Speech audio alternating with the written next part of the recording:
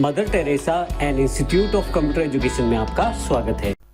इस सेशन में हम ये सीखेंगे कि वर्ड पैड में काम किस प्रकार किया जाता है। जैसा कि हमने जानकारी दी, वर्ड पैड एक बेसिक टेक्स्ट एडिटिंग का कार्य कर सकता है। टेक्स्ट एडिटिंग से अभिप्राय आपके टाइपिंग के वर्क से है, चाहे वो किसी तरह से टेक्स्ट को डिलीट करना हो, नया टेक्स्ट डालना हो, पुराना टेक्स्ट हटाना हो, ये सभी चीज़ें आप टेक्स्ट एडिटिंग में कर सकते हैं। इसके अलावा वर्ड पैड आपको बेसिक फॉर्मेटिंग से रिलेटेड भी काफ़ी सारे टूल देता है। इन सब टूल्स की जानकारी अब हम लेते हैं।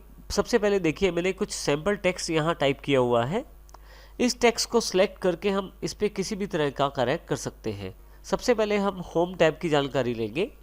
होम टैब काफ़ी सारे ग्रुप में बटा हुआ है, जैसे क्लिपबोर्ड, जिसके अंतर्गत कट कॉपी पेस्ट कमांड शामिल है, फ़ॉन्ट से रिलेटेड टूल्स इसके अंतर्गत शामिल है, पैराग्राफ, इंसर्ट और एडिटिंग। अब बारी बारी से हम इन सभी ग्रुप्स की जानकारी लेंगे। सबसे पहले इम्पोर्टेंट बात, यदि आपको वर्ड पैड में कोई भी कार्य करना है तो उसके लिए उस टेक्स्ट को सिलेक्ट करना ज़रूरी है जिस पे आप कार्य करना चाहते हैं। अब सबसे पहले मैं देखिए इस बीच वाले पैराग्राफ को सिलेक्ट कर लेता हूँ। सिलेक्ट करने के लिए माउस के लेफ्ट क्लिक को मैं प्रेस करके रखता हूँ और माउस को ऊपर या नीचे जिस तरफ मुझे सिलेक्ट करना है घुमाता हूँ। जैसे यहाँ पे मुझे टेक्स्ट ऊपर की तरफ सिलेक्ट करना है तो मैं ऊपर की तरफ ड्रैग कर रहा हूँ। फाइनली माउस का लेफ्ट क्लिक छोड़ देता हूँ और मेरा ये टेक्स्ट सिलेक्ट हो जाता है। आइए अब सबसे पहले हम होम टैब के फ़ॉन्ट सेक्शन की जानकारी लेते हैं। फ़ॉन्ट सेक्शन में काफ़ी सारे कमांड्स अवेलेबल हैं। सबसे पहले फ़ॉन्ट फैमिली। देखिए यहाँ पे जब भी आप अपने माउस का कर्सर किसी कमांड पे रखते हैं तो उसकी एक टूल टिप आपके पास अवेलेबल हो जाती है। जैसे यहाँ फ़ॉन्ट फैमिली जो ये जानकारी दे रहा है कि यहाँ से फ़ॉन्ट चेंज कर सकते हैं आप। यहाँ दिए गए ड्रॉप डाउन बॉक्स को मैं क्लिक करता हूँ तो मेरे पास काफ़ी सारे फ़ॉन्ट अवेलेबल हो जाते हैं। अब देखिए जैसे जैसे माउस को मैं फ़ॉन्ट्स पे लेके जाऊंगा उस तरह का फ़ॉन्ट का स्टाइल मेरे पास प्रीव्यू के रूप में मेरे डॉक्यूमेंट में अवेलेबल हो रहा है। जो फ़ॉन्ट मुझे चाहिए उस पर मुझे केवल क्लिक करना है। जैसे यहाँ मैं ब्रिटेनिक बोल्ड को क्लिक कर देता हूँ तो देखिए मेरे पास फ़ॉन्ट एप्लीकेबल हो गया है। इसी तरह से साइज़ चेंज करने के लिए बिल्कुल साथ में साइज़ का बॉक्स है। यहाँ से मैं ड्रॉप डाउन पिक करके साइज़ सेलेक्ट कर सकता हूँ। माउस मूव करते ही साइज़ में भी बदलाव आप देख सकते हैं प्रीव्यू के रूप में। जिस साइज़ को मैं चाहता हूँ उस साइज़ को एप्लीकेबल करने के लिए क्लिक कर देता हूँ। साइज़ बदलने के लिए आप ग्रो फॉन्ट और श्रिंक फॉन्ट का इस्तेमाल भी कर सकते हैं। जैसे ही मैं ग्रो फॉन्ट पे क्लिक करता हूँ आप देखेंगे कि साइज़ फॉन्ट का बढ़ रहा है। यहाँ पे आप नंबर भी देख सकते हैं, साइज़ के साथ बढ़ रहा है। इसी तरह से यदि आप श्रिंक फॉन्ट को क्लिक करते हैं तो साइज़ कम हो रहा है। यहाँ पे आप देखिए नंबर भी यहाँ पे कम हो गया है। इस प्रकार से ग्रो फॉन्ट और श्रिंक फॉन्ट के द्वारा साइज़ को बड़ा और छोटा आप कर सकते हैं फॉन्ट के। इसी के साथ आपके पास बोल्ड ऑप्शन अवेलेबल है जो अक्षरों को मोटा कर देगा कुछ इस तरह से। इसी तरह से इटैलिक, हल्के से टेढ़े अक्षर दिखाई देने शुरू हो जाएंगे। यू से नीचे अंडरलाइन अवेलेबल हो जाएगी। स्ट्राइक थ्रू से आपके पास अक्षरों के बीच में एक लाइन हो जाएगी जो एक स्टाइल को रिप्रेजेंट करेगी, जो कि स्ट्राइक थ्रू है। आप इनमें से किसी भी ऑप्शन को यहीं से ऑन ऑफ कर सकते हैं। अर्थात यदि आप बोल्ड पे क्लिक करते हैं यहीं से बोल्ड एनेबल हो जाएगा और दोबारा बोल्ड पे क्लिक करने पे बोल्ड डिसेबल हो जाएगा फ़ॉन्ट के ऊपर। तो इस प्रकार आप अपने इन ऑप्शंस को एनेबल और डिसेबल कर सकते हैं। अगला ऑप्शन हमारे पास है सबस्क्रिप्ट का। सबस्क्रिप्ट का एग्जाम्पल समझने के लिए सबसे पहले हम एक टर्म लिख लेते हैं यहाँ पे, log 10। अब यहाँ पे मुझे 10 को लॉग के बिल्कुल पैर में रखना है, यानी कि नीचे की तरफ रखना है। तो इसके लिए मैं 10 को सिलेक्ट कर लेता हूँ और यहाँ पे मैं सबस्क्रिप्ट पे क्लिक कर देता हूँ। आप देखेंगे यहाँ पे log 10 में 10 नीचे पैर में चला गया है लॉग के। तो इस प्रकार से आप सबस्क्रिप्ट का प्रयोग कर सकते हैं।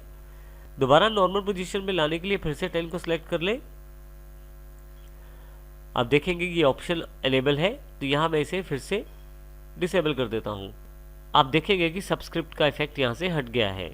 नेक्स्ट कमांड हमारे पास सुपरस्क्रिप्ट की है। मान लीजिए मुझे 2 की पावर 8 यानी कि 2⁸ करना है, तो मैं 8 को सिलेक्ट कर लेता हूँ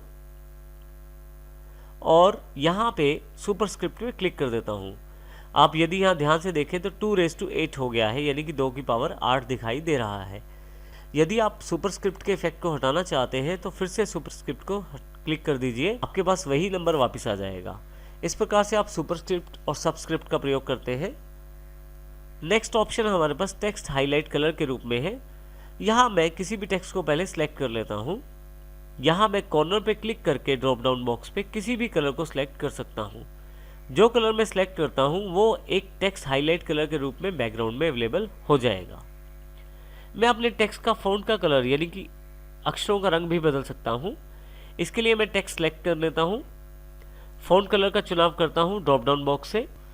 अब देखें जैसे जैसे कलर को मैं सिलेक्ट कर रहा हूँ वैसे वैसे मेरे पास फ़ॉन्ट का कलर भी चेंज हो रहा है। मैं फ़ॉन्ट कलर चूज़ करके क्लिक कर देता हूँ। यदि आप फिर से नॉर्मल फ़ॉन्ट का कलर चाहते हैं तो आप सिलेक्ट कर लें और यहाँ ड्रॉप डाउन बॉक्स से ऑटोमेटिक क्लिक कर दें। इसी प्रकार से यदि आप हाईलाइट नहीं चाहते करना, सिलेक्ट कर लें टेक्स्ट को और नो कलर पे क्लिक कर दें। इस प्रकार से आप टेक्स्ट को हाईलाइट और फ़ॉन्ट का कलर भी चेंज कर सकते हैं। नेक्स्ट सेक्शन जो हमारा रिलेटेड है वो है पैराग्राफ से रिलेटेड। पैराग्राफ में काफ़ी सारे ऑप्शन पैराग्राफ की स्टाइल और सेटिंग से रिलेटेड संबंधित हैं। इन ऑप्शंस को अप्लाई करने के लिए सबसे पहले हम कुछ पार्ट टेक्स्ट का सिलेक्ट कर लेते हैं। अब यहाँ पे हमारे पास सबसे पहले डिक्रीज इंडेंट और इंक्रीज इंडेंट के दो ऑप्शन अवेलेबल हैं। यदि मैं इंक्रीज इंडेंट करता हूँ तो आप देखेंगे कि जो टेक्स्ट है वो राइट साइड मूव होना शुरू हो गया है और उसकी सेटिंग जो है राइट साइड की तरफ मूव हो गई है। और यदि मैं डिक्रीज इंडेंट करता हूँ तो फिर से मैं इसे वापस अपनी पोजीशन पे ला सकता हूँ। तो इंक्रीज इंडेंट और डिक्रीज इंडेंट का प्रयोग करके आप टेक्स्ट को राइट या लेफ्ट में मूव कर सकते हैं। नेक्स्ट हमारे पास अवेलेबल है लिस्टिंग। यदि मैं यहाँ क्लिक करूँ तो मेरे पास लिस्टिंग अवेलेबल हो जाएगी। यदि आप ध्यान दें तो यहाँ जो टेक्स्ट सिलेक्टेड है उसके आगे डॉट्स अवेलेबल हो गए हैं। और यहाँ यदि मैं कॉर्नर के ड्रॉप डाउन बॉक्स पे क्लिक करूँ तो मैं नंबर लिस्टिंग भी ले सकता हूँ, कैरेक्टर लिस्टिंग भी ले सकता हूँ और डॉटेड लिस्टिंग भी ले सकता हूँ। यदि मैं लिस्टिंग नहीं लेना चाहता तो यहाँ मैं नन करके उसे हटा भी सकता हूँ। नेक्स्ट ऑप्शन हमारे पास लाइन स्पेसिंग से रिलेटेड है। मैं लाइन स्पेसिंग पे क्लिक करता हूँ और यहाँ से जिस तरह की लाइन स्पेसिंग चाहिए उस पर क्लिक कर देता हूँ। जैसे मैं लाइन स्पेसिंग 2 कर देता हूँ तो आप देखेंगे जो टेक्स्ट सिलेक्टेड था उसके बीच का स्पेस बढ़ गया है। यदि मैं इसको फिर से वापस 1 पे लाना चाहता हूँ तो 1 क्लिक कर दूंगा। जिस तरह का मैं लाइन स्पेसिंग चाहता हूँ उस तरह का लाइन स्पेसिंग यहाँ से मैं सिलेक्ट कर सकता हूँ। नेक्स्ट ऑप्शन नीचे की तरफ अलाइनमेंट से रिलेटेड है। जैसे ये लेफ्ट अलाइन है, ये सेंटर और ये राइट। आपका राइट अलाइनमेंट करने पर सारा का सारा टेक्स्ट का झुकाव राइट साइड हो जाता है। सेंटर करने पर सारा का सारा टेक्स्ट सेंटर्ड हो जाता है यानी कि बीच में दिखाई देना शुरू हो जाता है। और लेफ्ट करने पे लेफ्ट पे टेक्स्ट आपका सारा अलाइन हो जाता है। नेक्स्ट अलाइनमेंट जो हमारे पास अवेलेबल है वो है जस्टिफाई। यदि मैं जस्टिफाई को क्लिक करूं तो जस्टिफाई दोनों तरफ से लाइनों को बराबर करने की कोशिश करता है। आप देखें लेफ्ट करते हुए यहाँ पे मेरे पास ISST वीडियो और वेरी के बाद कुछ स्पेस खाली रह गया है, परंतु जैसे ही जस्टिफाई करता हूँ तो वो उन स्पेस को भरने की कोशिश करता है और दोनों तरफ से लाइनें बराबर करने की कोशिश करता है। इसी के साथ एक पैराग्राफ डायलॉग बॉक्स भी अवेलेबल है मेरे पास पैराग्राफ के रूप में। मैं कुछ टेक्स्ट की लाइनों को सिलेक्ट कर लेता हूँ और फिर ये पैराग्राफ बॉक्स पे क्लिक करता हूँ। यहाँ पे मेरे पास काफ़ी सारे ऑप्शन हैं। जैसे सबसे पहले इंडेंटेशन है। मैं सीधा यहाँ टाइप करके सेटिंग्स दे सकता हूँ। जैसे कि मैं लेफ्ट से 2 पॉइंट की इंडेंटेशन चाहता हूँ, राइट साइड से 1 पॉइंट की, फर्स्ट लाइन की इंडेंटेशन में चाहता हूँ 2 पॉइंट हो और जो स्पेसिंग है वो यहाँ से डिसाइड कर सकता हूँ पैराग्राफ की। तो इस वक्त ये जो सेटिंग्स हैं जो मेरे पास टेक्स्ट सिलेक्टेड है इस पे अप्लाई होंगी। इसके अतिरिक्त मैं अलाइनमेंट भी डिसाइड कर सकता हूँ, लेफ्ट राइट या जस्टिफाइड। मैं यहाँ लेफ्ट सेलेक्ट कर लेता हूँ। फाइनली मैं इसे ओके कर देता हूँ। तो जैसा मैंने पैराग्राफ का सेटिंग किया है बिल्कुल वैसी ही सेटिंग मेरे पास अवेलेबल हो गई है। इस प्रकार आप पैराग्राफ से टाइप करके सेटिंग्स को चेंज कर सकते हैं। मैं यहाँ Ctrl Z कर देता हूँ। Ctrl Z से आप अंडू करके सारी सेटिंग्स वापस ला सकते हैं। Ctrl Z के लिए आप Ctrl+Z की शॉर्टकट की का प्रयोग कर सकते हैं और यदि आप यहाँ चाहें तो ऊपर से भी अंडू का बटन आपके पास अवेलेबल है क्विक एक्सेस टूल बार पे। अंडू करते हुए आप स्टेप बैक कर सकते हैं हर एक चीज़ को। आपके पास साथ वाला बटन रीडू का है। यदि आप इसे क्लिक करें तो फिर आप उन्हीं ऑप्शंस को दोबारा अप्लाई कर सकते हैं। इसका अर्थ ये हुआ कि रीडू से आपकी कमांड्स फिर से आगे चली जाएंगी और अंडू से सारी कमांड्स फिर से वापस आ जाएंगी। शॉर्टकट के रूप में यदि आप अंडू का प्रयोग करें तो Ctrl Z है और रीडू का प्रयोग करें तो Ctrl Y है। नेक्स्ट ग्रुप जो हमारे पास अवेलेबल है वो है इंसर्ट के रूप में। इंसर्ट में हम काफ़ी सारी चीज़ें इंसर्ट कर सकते हैं अपने डॉक्यूमेंट में, जैसे पिक्चर, पेंट ड्राइंग का ऑब्जेक्ट, डेट टाइम या कोई किसी और सॉफ्टवेयर का ऑब्जेक्ट। सबसे पहले हम देखेंगे कि पिक्चर को किस प्रकार से इंसर्ट कर सकते हैं। मैं पिक्चर बॉक्स पे क्लिक करता हूँ, जहाँ पे मेरी पिक्चर्स अवेलेबल है उस लोकेशन को फाइंड करता हूँ और यहाँ से उस पिक्चर वाली फाइल को सिलेक्ट करके ओपन कर लेता हूँ। आप देखेंगे कि मेरे पास ये पिक्चर अवेलेबल हो गई है। पिक्चर पे क्लिक करते ही आप देखेंगे एक बॉर्डर अवेलेबल हो गया है और इस बॉर्डर के कॉर्नर पॉइंट्स पे मैं क्लिक करके पिक्चर को छोटा या बड़ा भी कर सकता हूँ। यहाँ देखिए, यहाँ इस तरह से मैं अपनी पिक्चर को रिसाइज भी कर सकता हूँ। अगर मुझे पिक्चर नहीं चाहिए तो मैं यहाँ सेलेक्ट कर लूँगा पिक्चर को। देखिए, सेलेक्ट करते ही यहाँ पे फिर से ये बाउंड्री अवेलेबल हो गई है और डिलीट बटन को प्रेस कर दूंगा तो ये पिक्चर यहाँ से डिलीट हो जाएगी। इसी तरह से मैं पेंट ड्राइंग का एक ऑब्जेक्ट भी इंसर्ट कर सकता हूँ। मेरे पास पेंट ड्राइंग का बॉक्स अवेलेबल हो जाता है। जैसे ही मैं पेंट ड्राइंग को क्लिक करता हूँ, मेरे पास माइक्रोसॉफ्ट का पेंट ऐप अवेलेबल हो जाता है। यहाँ पे मैं कुछ भी ड्रॉ कर लेता हूँ, इसमें कलर फिल कर लेता हूँ और फाइनली इसे मैं यहाँ से क्लोज कर देता हूँ। आप देखेंगे कि वही पिक्चर आपके पास आपके डॉक्यूमेंट में ऐड हो गई है।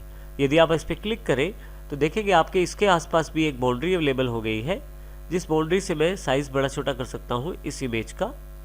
यदि आप इस इमेज पर डबल क्लिक करें तो आप फिर से पेंट पे जाकर इसे एडिट कर सकते हैं। यहाँ मैं फिर से इसे क्लोज कर देता हूँ। इस प्रकार आप पेंट ड्राइंग का ऑब्जेक्ट भी इंसर्ट कर सकते हैं। यदि नहीं चाहिए ऑब्जेक्ट तो क्लिक करें और डिलीट प्रेस कर दें। इसी तरह से यदि आप अपने डॉक्यूमेंट में डेट या टाइम इंसर्ट करना चाहते हैं तो डेट टाइम पे क्लिक करें।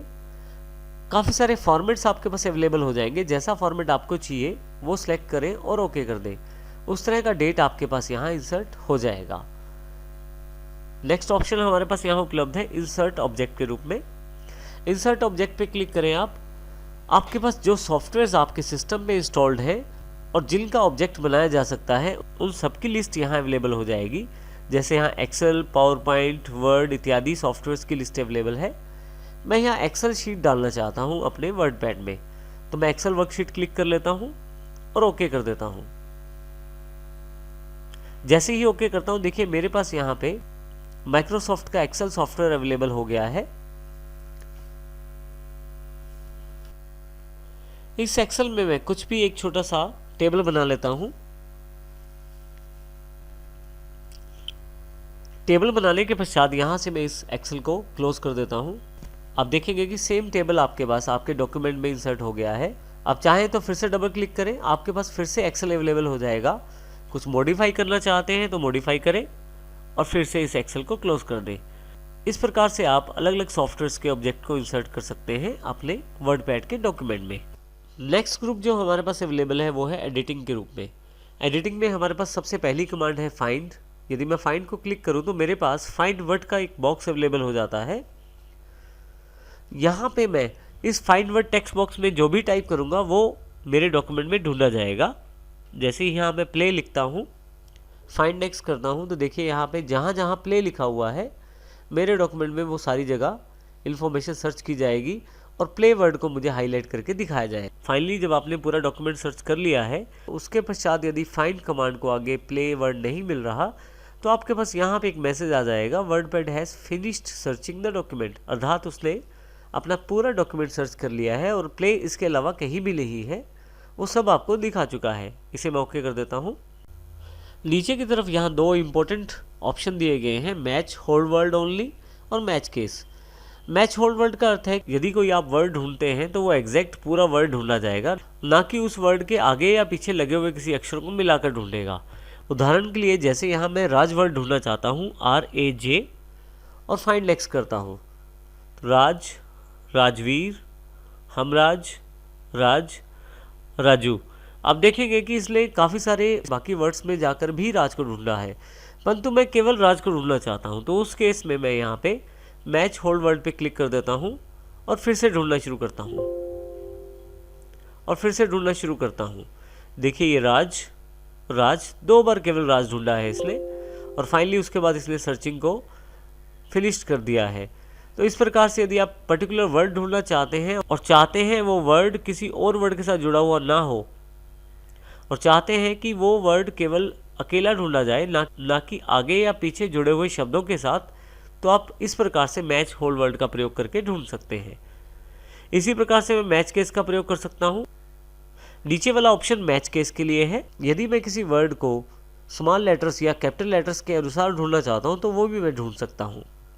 उदाहरण के लिए जैसे मैं यहाँ प्ले टाइप कर देता हूं और अभी मैं बिना मैं मैच केस ऑप्शन को चेक किए ढूंढता हूं। आप देखेंगे प्ले प्ले, यहाँ हर एक तरह का प्ले वर्ड ढूंढा जा रहा है, चाहे वो कैपिटल है या स्मॉल लेटर में है, दोनों को इसने ढूंढा है।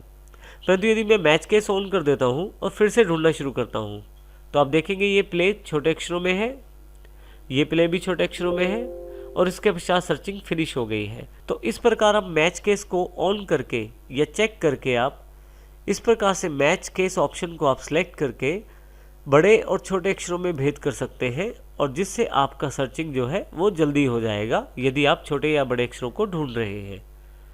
तो इससे आप पर्टिकुलर वर्ड को आसानी से खोज सकते हैं अगर वो छोटे या बड़े अक्षरों में लिखा हुआ है।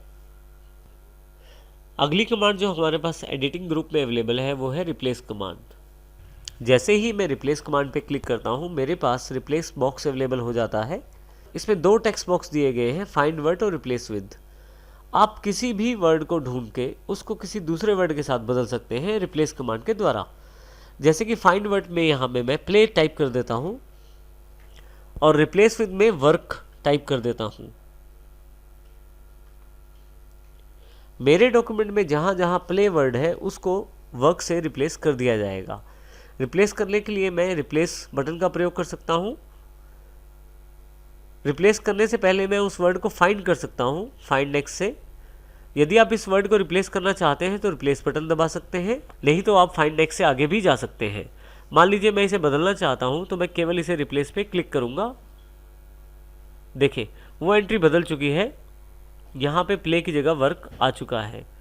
फिर से मैं रिप्लेस दबाऊंगा तो अगली वाली जहाँ पे प्ले है उसको बदल दिया गया है। इस प्रकार से मैं रिप्लेस प्रेस करके जहाँ जहाँ भी वर्ड प्ले अवेलेबल है डॉक्यूमेंट में वहाँ पे वर्ड वर्क कर सकता हूँ। यदि मैं यहाँ पे रिप्लेस ऑल क्लिक करता हूँ तो जितनी बार भी मेरे पास यहाँ प्ले वर्ड लिखा हुआ है उन सबको इकट्ठा ही रिप्लेस कर दिया जाएगा वर्क के साथ। यहाँ देखें जैसे सभी को एक साथ वर्क से रिप्लेस कर दिया गया है। और फाइनली मेरे पास मैसेज है कि वर्ड पैड ने सर्चिंग भी फिनिश कर दी है और मेरी रिप्लेसमेंट भी। इसे मैं ओके कर देता हूँ। कैंसिल करके मैं इस बॉक्स को क्लोज भी कर सकता हूँ। नेक्स्ट कमांड जो अवेलेबल है वो है सेलेक्ट ऑल के रूप में। यदि आप पूरे डॉक्यूमेंट को इकट्ठा सेलेक्ट करना चाहते हैं तो आप सेलेक्ट ऑल पे क्लिक कर दीजिए। देखिए ऊपर से लेकर नीचे तक सारा डॉक्यूमेंट सेलेक्ट हो गया है। और यदि मैं यहाँ से बाहर कहीं भी क्लिक करूँ तो फिर से डीसेलेक्ट हो जाएगा पूरा का पूरा डॉक्यूमेंट। सेलेक्ट ऑल से पूरा पेज आप एक साथ सेलेक्ट कर सकते हैं और डीसेलेक्ट करने के लिए बाहर कहीं भी क्लिक करें तो ये डीसेलेक्ट हो जाएगा।